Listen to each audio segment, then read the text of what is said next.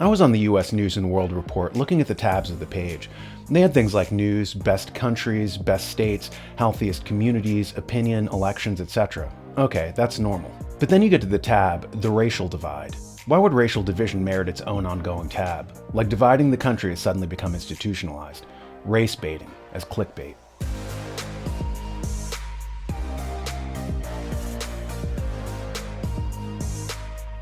Speaking of race baiting, the media has been given its marching orders, as we've reported before, to divide us by race so that they can distract us from historical economic inequalities between rich and poor that might culminate in a class war rather than a race war.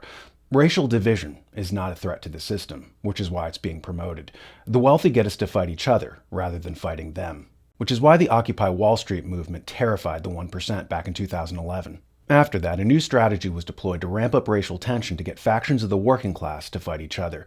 It was then that the media turned on a dime and started promoting the idea of white supremacy, white privilege, critical race theory, and so forth. Like a switch had been thrown. They wanted Americans to be obsessed with race real bad. For instance, in my feed, the algorithm handed me up an article about a random black man beating on a 91-year-old Asian woman in San Francisco. I wasn't looking for an article like this, but the algorithm wanted me to see it really badly. Likewise with the recent Tyree Nichols coverage from Memphis, where 5 black cops beat a black citizen to death at a traffic stop. In seeing this manipulation, it occurred to me what fake news is. Well, let's start at what fake history is, since news is the first draft of history. In Hegel's Phenomenology of Mind, he has a section entitled Universal History. In it, he talks about how history has an arc, a pattern. There's a system underlying it. That aspect of his conceptualization reminded me of Donella Meadows' book, Thinking in Systems. In it, she talks about the importance of pattern recognition. The cultivated mind thinks in systems. The uncivilized mind regards reality much as an animal does, as a series of random events. Meadows says that this is why the evening news is worthless, because it merely gives you out-of-context occurrences without illuminating the underlying systems that made them happen.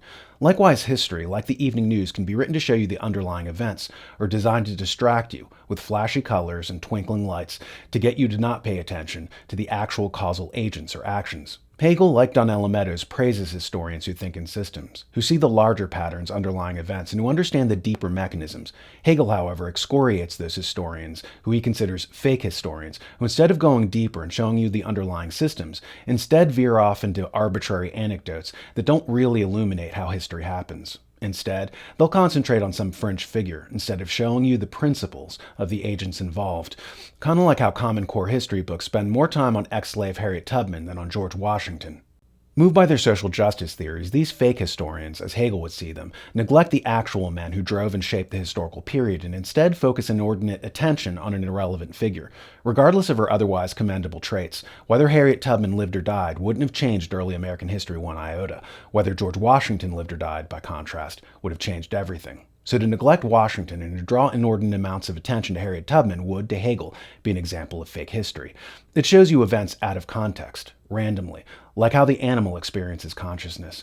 Think of it this way. Imagine someone trying to teach you about the Roman Empire, and they never taught you about the senators or philosophers or the fact that it had certain institutions, political systems, and instead they concentrated on an irrelevant provincial figure who made bread and told you that this guy, Sextus, made really wonderful, tasty bread. Would you really feel like you knew anything about the Roman Empire? Egyptian history. Imagine if somebody tried to teach you about the Egyptians and never taught you about the pyramids or the pharaohs or hieroglyphics, and instead they just concentrated on a really wonderful janitor who mopped the floors really well. Would you actually be educated in Egyptian history? Likewise in America, there are real influencers, movers and shakers like the Federal Reserve or billionaire oligarchs setting policy. Instead, they want you concentrating on Jamal, who picked 14 bushels of wheat in 1832 and was left-handed. This is fake history. It's a distraction method.